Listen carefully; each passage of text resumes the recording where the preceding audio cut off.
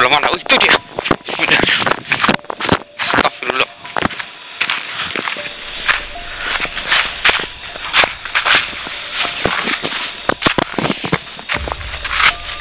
Hai Pak Kiai. Jadi teman-teman, dia itu yang saya lihat itu kayak seorang kiai, ya. Tapi dia kayaknya nggak punya lidah, teman-teman. Ini yang saya lihat itu dia itu meninggalnya belum lama, teman-teman. Ya. Tadi kan saya sedang takbiran ya, teman-teman ya. Tapi tiba-tiba ada kiai ini lewat di depan saya. Ya, dia lewat cuman membuka mulutnya gini, gitu, teman-teman. Nggak memperlihatkan isi mulutnya itu nggak ada lidahnya. Ya, dari sini pun bisa kalian lihat ya, kayak mulutnya itu berdarah. Makanya saya selesaikan takbirnya, saya pindahkan ke orang lain untuk melanjutkan takbirnya. Saya mengejar dia hingga ke sini. Ini kurang ajar, ini membuat saya lari-lari tapi terlalu jauh. Assalamualaikum. Assalamualaikum.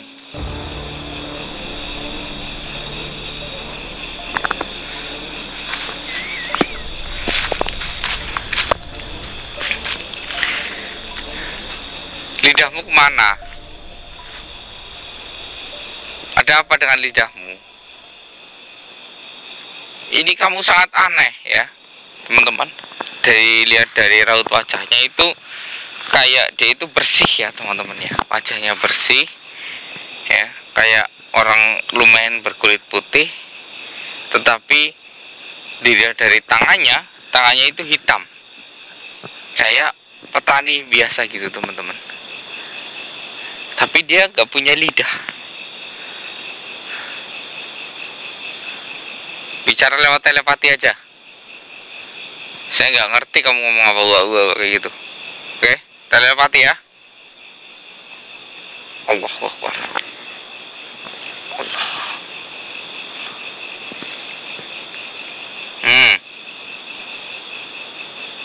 Oh, jadi namanya Kiai Solih, teman-teman.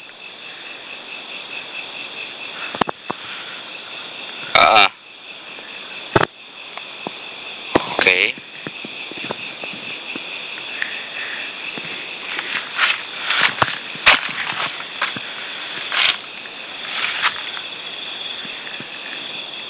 Astagfirullah. Ternyata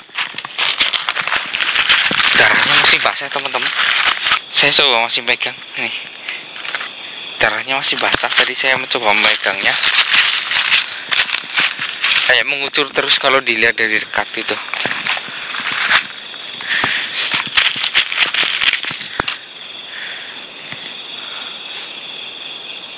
Kamu ini berbeda. Kenapa tangan kamu hitam? Wajah kamu putih oh, mohon maaf. Oke, minta maaf saya. Ya, teman-teman, ini jadi Bapak Kiai ini memang memiliki kelainan kulit ya. Aslinya itu kulitnya hitam, cuman dia memiliki sebuah kelainan yang sebagian tubuhnya itu kayak kehilangan pigmen ya, teman-teman ya. Jadi kayak ininya memutih segini. Ini masih beruntung ya, wajahnya putihnya itu rata. Enggak ada juga orang yang nauzubillah min dzalik yang kayak sini putih hitam gitu, teman-teman. Nah, ini beruntung ini rata, jadi kelihatan dari luar itu mukanya bersih. Bahkan dengan tangan saya, teman-teman ya, masih putihan dia ya, karena kehilangan pigmen dia. Ya, yang di sini ini masih pigmen asli, masih ada pigmennya.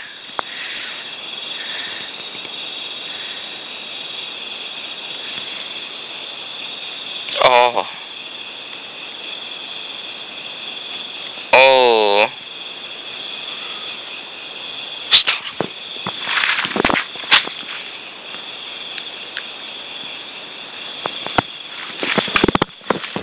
Seperti itu. Jadi gini, teman-teman. Bapak ini kehilangan lidahnya itu karena suatu penyakit yang menyebabkan lidahnya itu tidak bisa bergerak, dan akhirnya lidahnya itu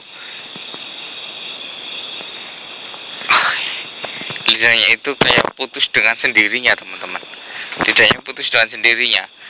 Tapi penyebab sesungguhnya itu, penyakit itu datang karena perbuatannya sendiri, ya, perbuatannya sendiri. Jadi ini bisa dikatakan seorang kiai, tapi bukan kiai dari sebuah masjid besar, tapi kiai dari musola, ya. Karena kiai ini suka sekali dengan perkembangan modern, perkembangan teknologi, maka kiai ini menggunakan semuanya itu kayak teknologi, teman-teman, ya. Dari rutinitas ini teknologi semuanya, teman-teman. Contohnya gini, teman-teman. Sekarang kan teknologi bagus, ya. Ada aplikasi, ya, kayak jam dinding itu untuk memperingatkan, oh ya, jam sekian sampai sekian itu azan. Nah, teknologi itu langsung disambungkan dengan speaker. Jadi ketika jam segini tek, misalkan jam 3:04, itu kan otomatis sholat asar kan. Dari situ ada suara azan. Nah, azannya itu otomatis dari aplikasi. Jadi di sebuah musola itu enggak menggunakan suara azan asli kayak gini, tapi menggunakan suara dari aplikasi tersebut, teman-teman. Jadi kayak otomatis azan gitu, teman-teman. Dan ini ya yang menganehkan lagi, ya, dia kenapa ketika saya bertakbiran dia kok mangap di depan saya gitu, lewat di depan saya, mangap sampai di samping saya sempat menghiraukan, tapi ini nggak bisa karena mengganggu menurut saya. Ternyata Bapak ini juga menggunakan teknologi, ya, teman-teman, ya. Kayak dia mengucapkan takbir Allahu Akbar, Allahu Akbar, Allahu Akbar, kayak gitu, ya, teman-teman, ya.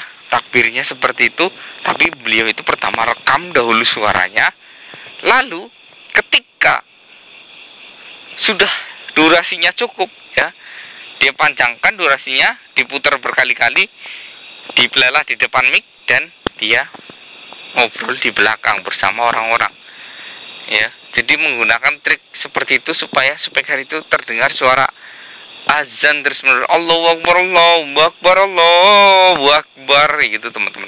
Nah, itu tidak dianjurkan, teman-teman, ya. Ya, kalau memang kalian lelah, ya sudah, istirahat aja dahulu, ya. Kalau lelah, istirahat dahulu. Tapi kalau memang kalian ingin melanjut, ya silakan lanjutkan. Ini nggak baik, ya, teman-teman, ya.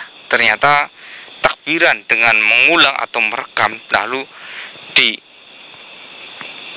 disiarkan secara ini, ya, menyeluruh, itu nggak baik, teman-teman. Mending suara asli, karena di dalam agama Islam itu nggak ada reply gitu, teman-teman. Kalau ada reply, ya udahlah, kali ini saya sholat maghrib, subuh, asar, isya, ya, duhur, gitu, ya, teman-teman, ya. Ini kita sholatnya direkam. Jadi nanti ketika jam segini, saya sholat lewat teknologi, nggak ada gunanya, teman-teman, nggak ada gunanya, ya, kecuali memang apa.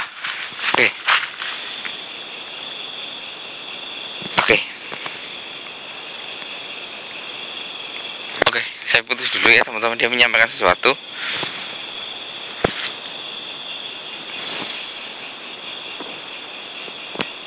Oke.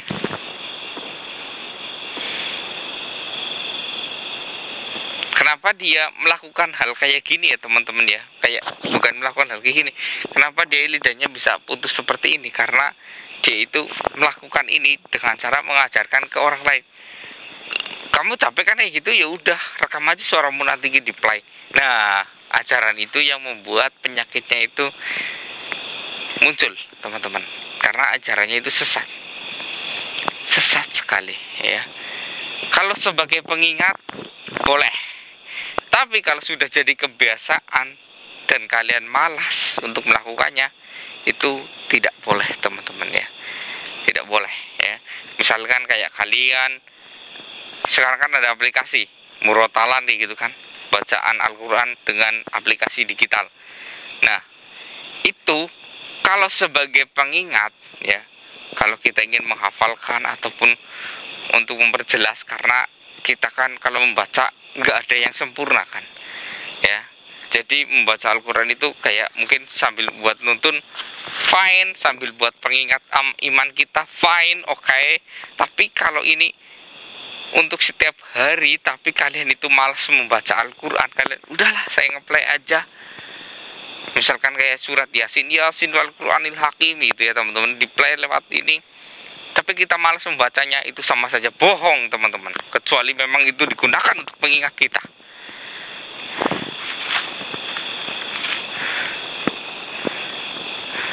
Ya, dia mengatakan benar.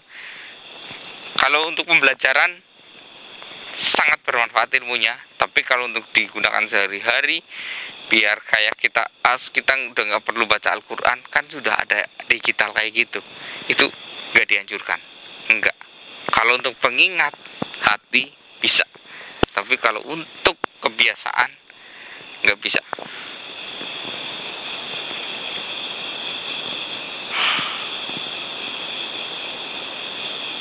Oke, yaudah, saya akan membiarkanmu di masjid itu ya, mengikuti orang-orang untuk takbiran.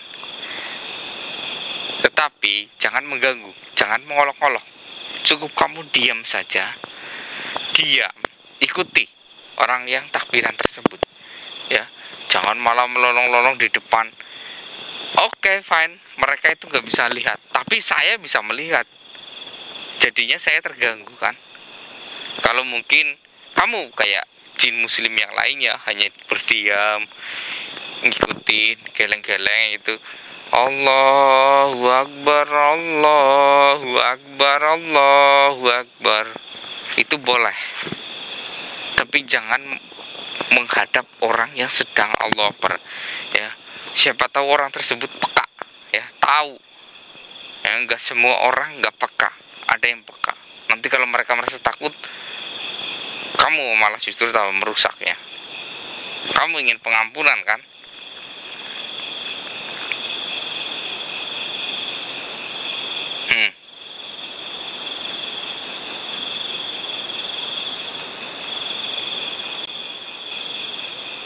Sebenarnya siapa yang mengajari kamu terlebih dahulu tentang hal ini?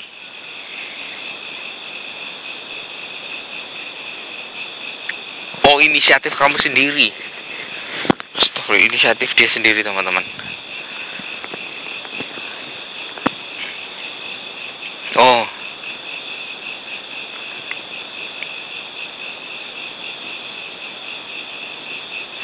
jadi banyak juga yang mengikuti ya teman-teman. Ini mohon maaf, mungkin ini agak sedikit mengganggu, soalnya masjid yang saya gunakan tadi buat takbiran itu di sebelah sana ya, dan suaranya mungkin akan terdengar di sini agak kurang enak ya.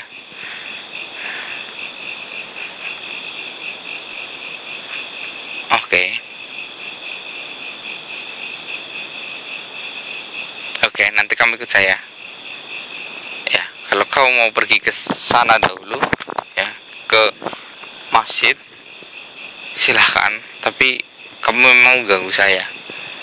Lalu apa yang bisa saya bantu untuk kamu ke depannya?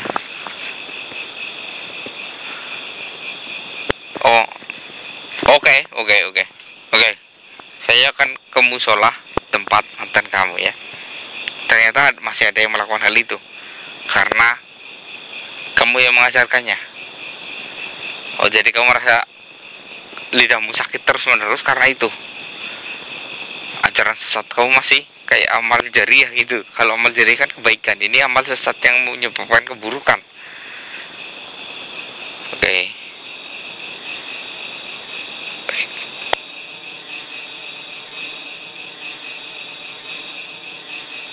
Iya, saya akan segera ya. Baik, saya akan ke musola kamu terlebih dahulu, lalu saya baru akan ke masjid setelah menyelesaikan ini. Baik. Astagfirullah. Dia pergi dahulu teman-teman. Dia pergi ya. Dia pergi meninggalkan ya saya. Tadi saya dikerjain habis-habisan. saya capek lari ke sana ke sini. Ini saya juga pakai, tadi sempat pakai baju koko, ini baju dalam, cuman baju kokonya saya lepas tinggal ya.